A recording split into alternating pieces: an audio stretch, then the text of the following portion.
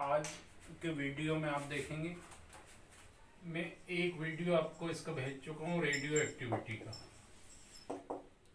लेकिन कुछ इसका टॉपिक बच गया था, वो आज आप देखेंगे। रेडियो एक्टिविटी में जनरल बातें जो आपको बताना है। Radioactivity discovered by, radio धर्मिता। ऑब्जेक्टिव इसमें किस तरह से बनते हैं ध्यान रखिए। खोजा किसने, रेडियो धर्मिता किसने खोज की, तो आपको बताया था हेनरी बैक्यूरल। लेकिन आर्टिफिशियल पूछे अगर कृत्रिम रेडियो धर्मिता को किसने खोजा, तो आपको बताना है रदरफोर्ड। रेडियो धर्मिता की यूनिट, इकाई क्या होती है, तो इकाई होती है क्यूरी या फिर रदरफोर्ड। क्यूरी को अपन ऐसे लिखते हैं, रदरफोर्ड को ऐसे लिखते हैं, लेकिन ऐसा इकाई पूछे तो फिर आपको क्या बोलना है, बैक्यूरल। एक बात और याद रखना है अपन को, 3.7 × 10⁻10 एक क्यूरी की वैल्यू अगर पूछे तो इतना बैक्यूरल होती है। 3.7 × 10⁻10 बैक्यूरल। अब बैक्यूरल डीपीएस लिखा रहता है, डीके पर सेकंड, विघटन प्रति सेकंड, तो ये को याद रख लेना। अगली बात, परमाणु बम किस पर आधारित है, एटम बम। तो दो चीजें याद रखना आपको, एक तो नाभिकी विखंडन और एक नाभिकी संलयन। अब देखिए यहां पर नाभिकी विखंडन और दूसरा आप क्या देखेंगे, नाभिकीय संलयन। तो दो जो ऑब्जेक्टिव बनते हैं याद रखना। एटम बम की अगर मैं बात करूं, परमाणु बम किस पर आधारित है, तो याद रखना आपको नाभिकीय विखंडन पर, एटम बम। लेकिन हाइड्रोजन बम अगर आपसे पूछे तो किस पर आधारित रहेगा, नाभिकीय संलयन। अब इंग्लिश में आप क्या बोलेंगे, न्यूक्लियर फिजन, न्यूक्लियर फ्यूजन, संलयन अटैच होना, जोड़ना, फ्यूजन, और ये फिजन टूटना, विखंडन। तो एटम बम बेस्ड ऑन, आप बोलेंगे nuclear fission, but hydrogen bomb based on nuclear fusion. ये दो बातें याद रख लें, एक दो बार पूछी गई है इस तरह। फिर रेडियो धर्मिता में मैंने आपको पिछले वीडियो में आइसोटोप, आइसोबार, आइसोटोन वगैरह सब क्लियर कराया था। अब मैं आज आगे जा रहा हूं इसमें। रेडियो एक्टिव विघटन श्रेणी, 4N श्रेणी, radio active decay series classified into 4 types. अब 4 प्रकार कौन कौन से, 4N1 श्रेणी, 4N2 और तीसरी होती है 4N3। अब इनके नाम याद रखेंगे हम लोग। 4N श्रेणी, अब देखिए कहां से शुरू हो रही, 90 थोरियम 232 से शुरू होती है और 82 लेड 208 पर समाप्त हो जाती है। तो इसका एक नाम और क्या रख सकता हूं मैं, क्या बोल सकता हूं इसको मैं, थोरियम सीरीज, थोरियम श्रेणी, थोरियम श्रेणी भी हम इसको बोल सकते हैं। आपको क्या याद रखना है, 4N श्रेणी का एक और क्या नाम है, थोरियम श्रेणी। लेकिन ये शुरू कहां से होती है, स्टार्टिंग एलिमेंट कौन सा है और एंडिंग कौन सा है, तो याद रखना प्रारंभिक तत्व है 90 थोरियम 232 नाम से क्लियर है, और खत्म कहां हो रही, 82 लेड 208। 4N+1 इसको हम क्या बोलेंगे, तो अब हमें नहीं पता, लेकिन 4N+2, 4N+3 फिर पता कैसे करें, नाम से ही पता चल जाएगा आपको। देखिए अब मैं यहां लिख रहा हूं, फिर नाम बाद में बताऊं। 92 यूरेनियम 235, 82 लेड 207। अब बताइए श्रेणी को हम क्या बोल सकते हैं, इसको बीच में देखो,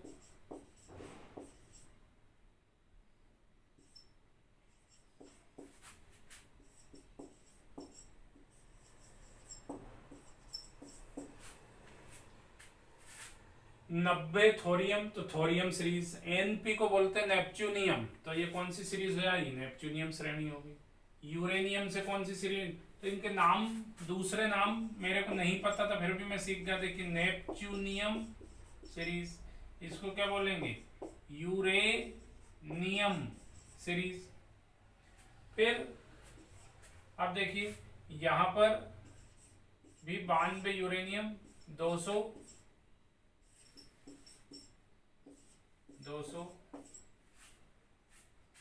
अब क्या करें यहाँ पर दोनों, तो याद रखिए ये 9 लिख रहा हूं मैं। देखिए 9 क्यों लिखा ये आपको बता दूंगा, क्योंकि 36 + 1 चेक भी कर सकते हैं। 208 के बाद एक और बढ़ा दिया।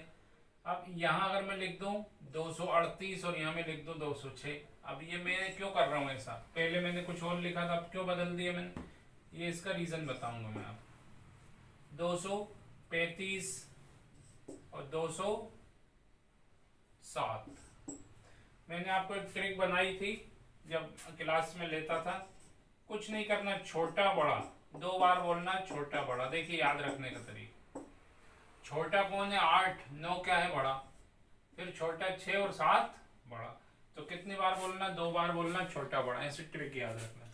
इधर तो हो जाएगी। अब आप देख रहे हैं ये 92 90 थोरियम 82 लेड, यहाँ पर आप देख रहे हैं 92 यूरेनियम 235, ये सॉरी गलत लिख दिया, 82 लेड 207। अब आप देखिए 3 श्रेणी कैसी है जो कहाँ पर खत्म हो रही, लेड पर, बस एक श्रेणी अलग है जो बिस्मिथ पर खत्म हो रही। तो इसमें आपको अब क्या क्या याद रखना है, प्रारंभिक तत्व याद रखना चारों और अंतिम रखना। अभी हमने गलती से कुछ लिखा गया, हम चेक कैसे करें, तो मैं चेक करने का वहां परीक्षा में आपको तरीका बता दूं। 232 में आप क्या करें, 4 से भाग दे दो।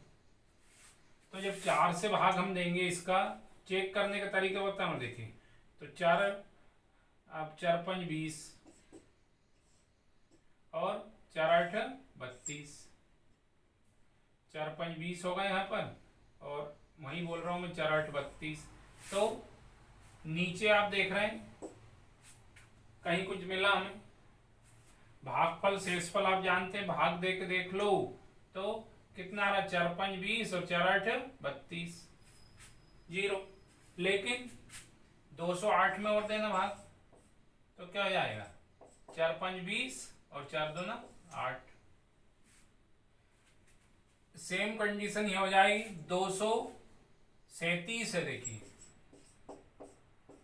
तो 4 5 तो कितना हो रहा है 20, कितने बचे 37, तो 37 बचे, तो 4 5 20 4 6 4 8 32, 4 नाम 36। अब जल्दी बोलो कितना बच रहा, एक बच गया, तो चिल्ला चिल्ला के बोल रहा 4 + 1। अगर यहाँ पर अब यहाँ 0 बचा था, देखिए यहाँ पर 2 बच जाते तो नाम क्या हो जाता, 4 n + 2, 3 बच जाते। हमें कैसे पता 2 बच जाते, 206 लिखा है आखिरी में, 206 में आप भाग देंगे तो वैसे ही समझ में आ रहा है 2 बचेंगे, 4 5 20 और 4 1 4, 2 बच रहा है। तो इस तरह से चेक करने का सबसे आसान तरीका है। तो मेरे को उम्मीद है रेडियो एक्टिव विघटन श्रेणी आपको समझ में आई होगी। क्वेश्चन कैसे बनेंगे इनमें, थोरियम श्रेणी का प्रारंभिक तत्व कौन सा, तो आपको बस बताना कहाँ से शुरू हो रही और ये कहाँ पर समाप्त हो रही, बस 2 चीजें याद रख के जाना है। इसमें 3 श्रेणी ऐसी है जो लेड पर समाप्त हो रही, ध्यान से देखिए, लेकिन एक श्रेणी ऐसी है नेपच्यूनियम जो कहाँ समाप्त हो रही, बिस्मथ पर। बाकी इसको हम थोरियम, नेपच्यूनियम, यूरेनियम, अब एक्टिनियम श्रेणी बोलते हैं चौथी को, लेकिन शुरू कहाँ से हो रही, ये भी 92 से, ये एक्सेप्शन है, अपवाद है, ये बात याद रख लें। तो चारों रेडियो एक्टिव विघटन श्रेणी आपको याद रखना, इनमें 3 प्राकृतिक हो गई और 1 हो जाएगी कृत्रिम। अब रेडियो एक्टिव विघटन श्रेणी मैंने आपको समझा दी, लेकिन कहते किससे, तो आप देख रहे हैं रेडियो धर्मी तत्व से शुरू हुई, कहां से, 92 यूरेनियम 235, ये रेडियो एक्टिव एलिमेंट है, और समाप्त कहां हो रही, 82 लेड 207 6 जो भी हो। तो रेडियो धर्मी तत्व से शुरू होकर अरेडियो धर्मी तत्व पर आप देखिए एक एक मैंने आपको सिखाया था, अल्फा बीटा, एक अल्फा निकलता तो क्रमांक में 2 की कमी हो जाती है और भार में 4 की, फिर एक और निकालें, फिर 2 की कमी हो गई, फिर 4 की, तो स्टेप बाय स्टेप बनती जाती सीरीज श्रेणी। तो जब कोई रेडियो धर्मी तत्व कई पदों में काय में बदल जाए अरेडियो धर्मी तत्व में, तो इस श्रेणी का जो निर्माण होगा उसको बोल देंगे रेडियो एक्टिव विघटन श्रेणी। लेकिन ये खास बात नहीं। खास बात क्या है, ये कितने प्रकार की होती है और कौन सी श्रेणी कहाँ से शुरू होती है और कहाँ पर खत्म होती है, ये आपको अच्छी तरह याद करना है। फिर इसके आगे अपन देखें 2-3 शब्द यहाँ पर। ब्रीडर रिएक्टर, ब्रीडर रिएक्टर कभी कभार परिभाषा पूछ लेते हैं। एक और रिएक्टर है जो 10वीं में आपने पढ़ा, नाभिकीय रिएक्टर। दोनों में क्या डिफरेंस है, ब्रीडर और नाभिकीय रिएक्टर? तो याद रखना ये क्या है, अविखंडनीय पदार्थ। लड्डू रखा मेरे पास, देखिए मैंने तोड़ा नहीं उसे, गोल गोल लड्डू रखा है, बहुत मजबूत है, टूट ही नहीं रहा। देखो अविखंडनीय पदार्थ, नॉन फिजनेबल सब्सटेंस होगा ये। अब मैंने क्या किया, जोर से पत्थर से मार दिया इसको, तो काय में बदल गया ये विखंडनीय पदार्थ में। देखो किरचे किरचे हो गए, ऐसे टुकड़े टुकड़े हो गए, छोटे छोटे पार्टिकल्स में टूट गया। फिजनेबल होगा, ये नॉन फिजनेबल था, ये फिजनेबल। अब किसने किया, पत्थर ने, तो पत्थर का नाम क्या है, ब्रीडर रिएक्टर। एक डिवाइस है, याद रखना, युक्ति, मशीन, आप जानते हैं, ऐसी मशीन जिसके द्वारा अविखंडनीय पदार्थों को हम किसमें बदल सकते हैं, विखंडनीय, जो टूट नहीं रहे उनको हमने छोटे छोटे टुकड़ों में तोड़ दिया। तो उस युक्ति का नाम क्या होगा, ब्रीडर रिएक्टर। याद हो गया, अविखंडनीय पदार्थों को विखंडनीय पदार्थ में बदलने वाली मशीन कहलाती है ब्रीडर रिएक्टर। फिर एक और रिएक्टर आ गया, नाभिकीय रिएक्टर।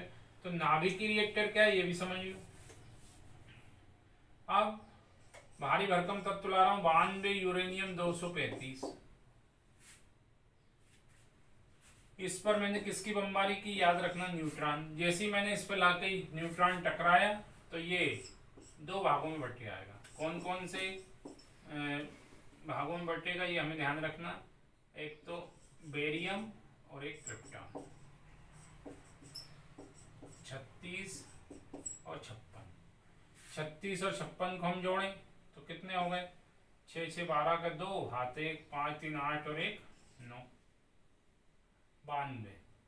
अब 92 ही रहेगा, तो 92 मिल गया हमें नीचे। लेकिन ऊपर क्या करें, ऊपर कितना है, 233। अब यहाँ में मेरी मर्जी से कितना लिख दूं, 141। यहाँ मेरी मर्जी, अब ये देखिए 36 दूना तो 72 होता, पर मेरे को नहीं पता क्या लिखना। लेकिन मेरे को ये तो पता है कि 235 और 0N1 कितने होगा, 236। तो 236 में से अपन 141 घटा दें, 6 में से 1 गया तो 5 बचेगा, 13 में से कितने जाएंगे, 4, 3 में से 4 जाते, नहीं तो 9 4 13। और तो लो अपनी मर्जी से हमने लिख दी। लेकिन अब यहाँ एक और मजेदार बात है, 36 दूना क्या बोल रहा हूं मैं, 72 की जगह क्या लिख दिया। क्यों लिखा, क्योंकि इसमें अभी खास चीज तो आपने देखी नहीं, 3 न्यूट्रॉन भी निकलेंगे। तो ये सब मिला के ये मिला के 236 होना चाहिए। तो ऐसे हम चेक कर सकते हैं। लेकिन अपन ये तो आप याद रख ही लेंगे, पर खास बात याद रखो, नाभिकीय रिएक्टर किसे कहते हैं। अब एक न्यूट्रॉन में कितनी ताकत थी, इसने एक यूरेनियम को तोड़ दिया था। अब कितने न्यूट्रॉन निकले, 3। तो ये कितने यूरेनियम को तोड़ सकते हैं, 3। तो एक न्यूट्रॉन जब एक यूरेनियम से टकराता है तो कितने न्यूट्रॉन निकले, 3। अब 3 3 से टकराएंगे तो कितने निकलेंगे, 9। एक यूरेनियम की टक्कर हुई तो 3 9, फिर 9 से फिर तो 9 3 27, ऐसे ऐसे फैलती जाएगी।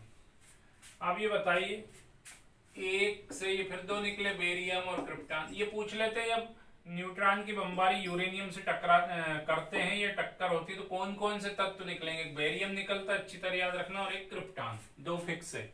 और न्यूट्रॉन कितने निकलेंगे, तो 3। लेकिन 1 से 3 निकल रहे तो 3 से देखो फिर 3 3, ये 3, इसमें भी 3 9, फिर 27, इस तरह से चला जाएगा। मतलब कैसी क्रिया हो गई है, ये पढ़ते जा रहे, बोर्ड पे जगह नहीं है, देखो मतलब अनियंत्रित। कंट्रोल कर सकते हैं कि हम अनकंट्रोल, नियंत्रित नहीं कर सकते।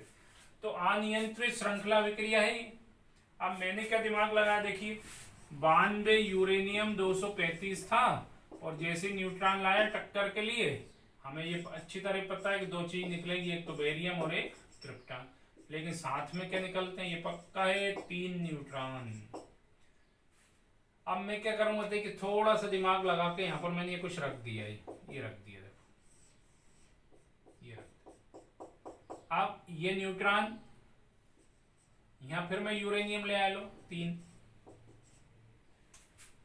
लेकिन ये न्यूट्रॉन दौड़ लगा के यूरेनियम से बातें कर लेगा, देखो दिख रहा, इसको तो दिख ही नहीं रहा, चुप गए, खड़ा उधर इंतजार कर करके अपने घर चला जाएगा। बताओ टक्कर हुई क्या दोनों की? नहीं हुई, इसकी टक्कर होगी। तो एक की टक्कर हुई फिर से एक से, तो कितने निकले? फिर 3। फिर मैं वही रख दूंगा आगे उठा के, फिर 1। मतलब मैंने क्या किया, इसको जो अनियंत्रित थी उसको क्या कर लिया, नियंत्रित। किसके द्वारा नियंत्रित किया मैंने? इसके द्वारा। और ये क्या है? नाभिकी रिएक्टर। किसे कहेंगे? नाभिकी रिएक्टर। ऐसी मशीन जिसके द्वारा हम अनियंत्रित श्रृंखला अभिक्रिया को नियंत्रित कर सकते हैं। नहीं भूलेंगे मेरे हिसाब से, दोनों को एक साथ बताया हमने। ब्रीडर रिएक्टर किसे कहेंगे? ऐसी मशीन जो अविखंडनीय पदार्थों को विखंडनीय पदार्थ में बदल दे, वो तो हो गई ब्रीडर रिएक्टर। लेकिन जो अब ये अनियंत्रित थी, रुकी नहीं रही थी, कंट्रोल ही नहीं हो रही थी हमसे, पर हमने उसको क्या कर लिया, कंट्रोल कर दिया। मॉडरेटर, मंदक रख दिया हमने, गति को कम करने वाले पदार्थ रख दिए। तो ये क्या हो गया, नाभिकीय रिएक्टर। ऐसी युक्ति जिसके द्वारा अनियंत्रित श्रृंखला अभिक्रिया को नियंत्रित कर सकते हैं। अनकंट्रोल चेन रिएक्शन को क्या कर लिया आपने, कंट्रोल। इसका नाम क्या, नाभिकीय रिएक्टर। ये दोनों रिएक्टर आपके दिमाग में बैठा लेना। इसके बाद इसमें क्वेश्चन पूछ लेते हैं। क्वेश्चन कैसे बनते हैं इनमें, देखिए एक रेडियोधर्मी पदार्थ था हमारे पास, कोई सा भी एक रेडियोधर्मी, क्यों बोल रहा हूं मैं, देखिए एक रेडियोधर्मी पदार्थ, एक लिखा मैंने जानबूझकर। एक रेडियोधर्मी पदार्थ का अर्ध आयुकाल 30 दिन है। कोई भी रेडियो एक्टिव एलिमेंट है, सब्सटेंस है, मटेरियल है, कुछ भी बोल दिया, और उसका हाफ लाइफ टाइम दे रखा 30 दिन। तो एक ही घुमा रहा है, तो 3 महीने बाद, 3 महीने बाद पदार्थ की कितनी मात्रा शेष बची? एक रेडियोधर्मी पदार्थ है, अर्धायुकाल मतलब आप समझे, हाफ लाइफ टाइम दे रखा है। अर्धायुकाल निकालने का सबसे अच्छा तरीका मैं आपको बता दूं, ये फार्मूला याद रखना, T12 = 0.693 बाय K। ये अर्धायुकाल निकालने के लिए फार्मूला।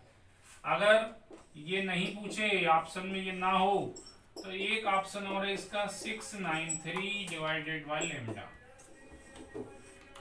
अब 2 चीजें निकाल सकते हैं इस फार्मूले से, एक तो अर्धायुकाल, हाफ लाइफ टाइम पूछेंगे तो K दिया होगा, K और लैम्डा एक ही है। K और लैम्डा क्या है, विघटन स्थिरांक, डीके कांस्टेंट। कौन कौन? अगर डीके कांस्टेंट पूछते तो आप क्या करते, लैम्डा को इधर ले आते, 0.693 बाय T। तो इससे आप दोनों चीजें निकाल सकते हैं। पहले तो ये अच्छी तरह दिमाग में बैठा हो। अब सवाल क्या पूछा, एक रेडियोधर्मी पदार्थ है, अर्धायुकाल 30 दिन है, तो 3 महीने बाद कितनी मात्रा शेष बचेगी? तो इसका मैं एक बहुत आसान तरीका बता रहा हूं आपको। क्या लिखा है यहाँ पर, अ रेडियो एक्टिव एलिमेंट, और एक रेडियो लिखा है, हिंदी इंग्लिश में भी होता, तो अ रेडियो एक्टिव, मतलब आप ये समझ जाओ, एन रेडियो एक्टिव बोल देते कुछ भी, एक रेडियो एक्टिव, तो यहाँ एक लिख लो। बिना फार्मूले से हम आंसर ला सकते हैं। एक रेडियो धर्मी पदार्थ था, बोलो अर्धायुकाल कितना है, 30 दिन। अच्छा, एक कंडीशन और यहाँ पर बता दूं, अर्धायुकाल किसे कहते हैं, वह समय जिसमें कोई पदार्थ अपनी मूल मात्रा का आधा रह जाता है। जैसे एक लड्डू है, देखिए इतना बड़ा, इस लड्डू को मैंने, कितने % लड्डू है, 100%, मैंने 1 घंटे में इसको आधा खा लिया, कितना % बचा, 50। तो 1 घंटा क्या होगा यार, अर्ध आयुकाल। वह समय जिसमें कोई पदार्थ अपनी मूल मात्रा का आधा रह जाता। अब एक मजेदार बात और सुनो, अब आधा लड्डू खा चुका हूं मैं, अब फिर मेरे को आधा लड्डू खाना, ये आधे में से फिर आधा खाना है, मतलब अब कितना समय लगेगा? तो यहाँ आप दिमाग लगा देते हो, थोड़ा 1.5 अकल ज्यादा, 1 घंटा लगा तो यहाँ आधा लगेगा, तो वो गलत हो जाएगा, अभी भी 1 घंटा लगेगा। अर्ध आयुकाल कभी परिवर्तित नहीं होता। अब तो बहुत कम बचा, देखो आधे में से आधा ही बचा, पर आधे में से फिर आधा खाना है 12.5%, तो फिर से 1 घंटा लगेगा। क्या फिक्स होगा? यहाँ पर भूल नहीं जाना, अर्धायुकाल हमेशा निश्चित रहता है। तो अर्धायुकाल किसे कहते हैं, ये क्लियर हो गया। वह समय जिसमें कोई पदार्थ अपनी मूल मात्रा का आधा रह जाता है, वह रासायनिक क्रिया जो अर्धपूर्ण और संपन्न हो जाती, पूरे में से आधी हो गई, तो उसे अर्धायुकाल। और एक खास चीज आपको समझ में आ रही है कि अर्धायुकाल, अब तो देखिए किरचा बचा, पूरा लड्डू खा लिया हमने, समझ लो किशमिश का दाना बचा, वो कह रहे हैं उस किशमिश के दाने में से भी आधा दाना खाना, तो फिर 1 घंटा लगेगा। तो अर्धायुकाल हमेशा, अब इसी को देख के मैं सवाल हल कर दूंगा। देखिए एक रेडियोधर्मी, ये लिख दिए 1, अर्धायुकाल कितना 30, अब बताइए 1 का कितना बचेगा, आधा। लेकिन ये तो मान ही नहीं रहा है, बोला 3 महीने बाद, यहाँ तो दिन लिखे थे, यहाँ क्या लिखे थे 30 डेज, यहाँ लिख दिया 3 मंथ्स। आप सबको मालूम है 30-90, 3 महीने की बात हो रही। यहाँ ज्यादा दिमाग मत लगाना कि 31 दिन का महीना होता है, 29 दिन का होता है, 30 दिन का। अब बताओ फिर 30 दिन, तो कितना बचा पदार्थ, और आधा होगा। ये 58 थी, ये 54 हो गई। अभी होगा पूरा क्या 3 महीने, 30 दिन 60, अभी तो 2 ही महीने हुए, एक बार और कर दो, फिर 30 डेज, तो 1/8, ये होगा आंसर। क्या पूछा था हमसे क्वेश्चन, एक पदार्थ का अर्धायुकाल इतना था, तो इतने दिन बाद वो कितना बचेगा, इतना बचेगा। ये तो हो गई क्वेश्चन के अकॉर्डिंग आंसर दिया मैंने, लेकिन आंसर में यहां पर लिखा होता तो कितने दिन पदार्थ अर्धायुकाल 30 दिन, 3 महीने बाद पदार्थ की, देखिए क्वेश्चन घुमा रहा हूं, कितनी प्रतिशत मात्रा शेष बचेगी, परसेंटेज पूछ लिया। पहले क्या पूछा था, एक रेडियोधर्मी का अर्धायुकाल 30 दिन है, तो 3 महीने बाद पदार्थ की कितनी मात्रा बचेगी, तो हमने मात्रा बता दी इतनी बचेगी। लेकिन अब क्या पूछा, कितने प्रतिशत, तो जब यहाँ प्रतिशत लिख दिया, परसेंटेज तुरंत अपने दिमाग में आ जाएगा 100%। 1 को 100 मान लो, ये 30 दिन है, कितना परसेंट, जब ये 100 है तो 50 है तो 25 है तो ये आंसर हो, वही आंसर 1/8 कौन सा हिस्सा होता, 12 से 12 96, 5 40। ऐसे भी हम इसको बता सकते अगर ये घुमा के हमें दे तो ये भी क्लियर होगा।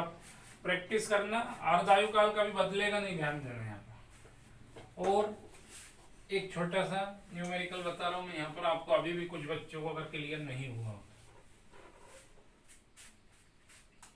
एक लकड़ी का मकबरा है, देखो ऐसे घुमा दे, पृथ्वी में जो चट्टान रहती, चट्टान है ये है, उसका अर्धायुकाल कितना दे रखा है, 3 महीने।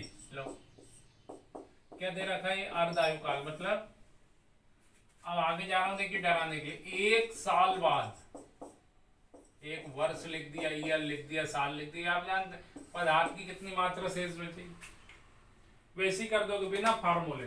हालांकि इसका फार्मूला भी है, अगर आप फार्मूला देखेंगे, पर उसमें मत उलझो आप, तो ये तरीका याद रखो। अब लकड़ी, एक लकड़ी का टुकड़ा है, कितने लकड़ी का, 1, ये 1 हो, कितना 3, कितना बचे, वही आधा। अब 3 महीने लिखे और यहाँ क्या लिख दिया, 1 साल, तो डिजिट तो एक जैसी बना, महीनों को अपन साल में बदले तो 12 महीनों का साल करते जाओ, जब तक 1 साल ना हो जाए।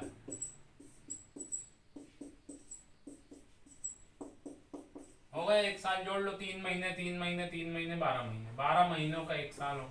अब बताइए 1 साल बाद पदार्थ कितना बचा, 1/16। और प्रतिशतता में पूछते तो यहाँ 100, 50, 25, 12.5, 6.25 इस तरह निकल, ये आंसर क्या जाता है 6.25% में अगर पूछते। तो ये दोनों चीजें आपको क्लियर होगी। अब अगला न्यूमेरिकल, एक तो इस तरह से पूछ सकते हैं आपसे, और कैसे पूछ सकते हैं, तो दूसरा ये तरीका है, एक कोई भी रेडियोधर्मी पदार्थ है, उसका विघटन स्थिरांक कितना दे रखा, मान लो 0.3021, ये क्या दे रखा, डीके कांस्टेंट। इसका अर्धायुकाल बताओ, तो क्या बताओ, ये फार्मूला लिखे ही तो है, 0.693 तो लिखना ही पड़ेगा। के की जगह ये मान रख दो फट से, जो भी मान यहाँ पर दिया हो भाग दे दिया, आंसर आ गया। अगर के पूछ लेते तो ये दिया होता। तो एक इस तरह के न्यूमेरिकल बन सकते हैं, दो तरीके। तीसरा जो तरीका है वो क्या है, ये तो जल्दी समझ में आ रहा होगा, फार्मूला पहले से लिखा। के क्या है, बस ये मत भूलना, विघटन स्थिरांक, डीके कांस्टेंट पूछेंगे तो हाफ लाइफ टाइम दी होगी, अर्धायुकाल, और अर्धायुकाल पूछेंगे तो डीके कांस्टेंट दिया रहेगा। इसमें आपको दिमाग नहीं लगाना, बस आपको तो भाग देना। तीसरा एक और तरीका है पूछने का, ये मैंने आपको बहुत जल्दी बताना। 90 थोरियम 235 टूटता गया और कायम बदल गया 82 लेड 207। आपको बताना कितने अल्फा पार्टिकल, कितने अल्फा कण निकले और कितने बीटा। ऐसे सवाल भी एक दो बार आए हैं, तो ये तो बहुत आसान, मैंने उसमें भी डिस्कस किया था ये आपसे। सबसे पहले निकालते हैं, बोल मत जाना, अल्फा कणों की संख्या, नंबर ऑफ अल्फा पार्टिकल। तो फार्मूला याद रखना, परमाणु भारों में कमी बटे 4। भारों में, भार हमेशा ऊपर रहता है, 235 माइनस 207 बटे 4 बचे 28 बटे 4, 4 7 28। तो ये फट से निकल गया। और बीटा निकालना हो तो बहुत आसान, 2 गुणित अल्फा कण minus Z A minus Z B. अब 2 गुणित अल्फा, अल्फा कितने हैं 7, Z A atomic number of first element, atomic number of second Z B. 90 में से 82 गए तो 8 बचेंगे, 14 में से 8 गए तो, अब बताइए अल्फा कितने 7, बीटा कितने 6। तो ज्यादा से ज्यादा ये तरीका पूछ सकते हैं रेडियोधर्मिता में। सवाल की बात कर रहा हूं मैं, तो 2-3 तरीके मैंने आपको सवाल बता दिए। अच्छा, यहीं पर समस्थानिक समभारिक, ये तो पूछते ही पूछते हैं, लेकिन एक क्वेश्चन और एक दो बार पूछा, एनपी, ये एनपी विघटन, किसी भी परमाणु में बीटा कण विघटन होगा, अल्फा कण विघटन होगा और गामा कण। तो हमसे पूछते हैं, जब अल्फा कण का उत्सर्जन करें हम किसी में से, तो एनपी अनुपात घटेगा या बढ़ेगा, एनपी रेशो। फिर से सुनो, अल्फा कण का क्या हो रहा, उत्सर्जन, उत्सर्जन समझते हैं ना, इमिट हो रहा, निकल रहा, तो एनपी अनुपात क्या होगा। और यदि बीटा कण का उत्सर्जन हो तो एनपी अनुपात क्या होगा। ऑप्शन दे रहा कि घटेगा, बढ़ेगा, स्थिर रहेगा या कुछ नहीं होगा। तो ये कैसे आंसर दें इसका, फट से सुनिए। एक छोटा सा उदाहरण दे रहा हूं मैं आपको, पहले अल्फा देख लो, 20 कैल्शियम 40, ये है मेरे पास एक परमाणु है मेरे पास, उसका क्रमांक कितना है 20 और भार कितना है 40। अब एक अल्फा कण उत्सर्जन करते हैं अपन, सोडी फजान और रदरफोर्ड ने दिया था समूह विस्थापन नियम, भूल मत जाना, ग्रुप डिस्प्लेसमेंट लॉ। और इनने बोला था कि जब एक अल्फा कण निकलेगा तो नया बनने वाला तत्व जो रहेगा उसके क्रमांक में 2 की कमी हो जाएगी और भार में 4 की कमी। मतलब क्या निकल जाएगा बाहर, एक हीलियम। ये बात आपको भूलना नहीं है, एक अल्फा कण निकला। अब ये बताइए मेरे को कितना आसान, एनपी अनुपात, देखिए डराया यहाँ पर जबरदस्ती। हमें ये पता है कि जब एक अल्फा कण निकलता है किसी भी परमाणु से तो क्रमांक में 2 की कमी होती है और भार में 4 की। हम नहीं बोल रहे, किसने बोला, समूह विस्थापन नियम, सोडी, फजान और रदरफोर्ड। अब यहाँ मेरे को आप ये बता सकते हैं कि प्रोटॉन कितने हैं। अब हम कैसे पता है, हमें तो पता ही नहीं है कुछ, तो जल्दी से नाभिक बना लिए अपन। एक परमाणु है, नाभिक में, जल्दी बोलो, इसके नाभिक में प्रोटॉन कितने होंगे। तो प्रोटॉन हमेशा उतने होते हैं जितना परमाणु क्रमांक, ये फिक्स है। ये परमाणु था और ये उसका अंदर क्या है, नाभिक। अपन नाभिक की बात कर रहे हैं। अब बताइए प्रोटॉन 20 क्यों लिख दिया मैंने, क्योंकि परमाणु क्रमांक कितना था इसका 20। अब बताइए न्यूट्रॉन कितने होंगे इसमें, तो उसका तरीका मैंने आपको बता रखा, परमाणु भार में से प्रोटॉन को घटा दो, 40 में से 20 घटा है तो 20। लेकिन अब इधर आना, बताइए इसमें प्रोटॉन कितने होंगे, क्रमांक देख लो फट से, 18। न्यूट्रॉन कितने होंगे? 36 में से 18 घटा 18, मतलब ये हुआ Np, N 20, P 20, 20 एकम 20, N 18, P 18 एकम 18। मतलब जब अल्फा कण उत्सर्जन होगा तो Np अनुपात बड़ा घटा, अल्फा कण का उत्सर्जन करने के बाद Np अनुपात देखा तो बड़ा कि घटा? कुछ नहीं हुआ, स्थिर रहता है। उत्तर क्या होगा? स्थिर रहता है। लेकिन अब यही बात अपन को किस में करना है? बीटा में। तो बीटा में करने के लिए मैं यही बताऊं वापिस आपको, देखिए उसी उदाहरण को बता रहा हूं, 20 कैल्शियम 40 है। अब मैंने क्या उत्सर्जित कर दिया? एक बीटा। तो इसकी कहानी आपको मालूम होना चाहिए, बीटा कण का उत्सर्जन करेंगे तो परमाणु क्रमांक में एक की वृद्धि, क्रमांक में नीचे, और भार में कोई परिवर्तन। कैसे? जैसे बीटा बन गया स्कैंडियम 21 और यहां कुछ मत करो 40। अब यहां पर आप देख रहे थे तो न्यूट्रॉन कितने थे? 20, और प्रोटॉन भी कितने थे? 20। कितना आया था? 1।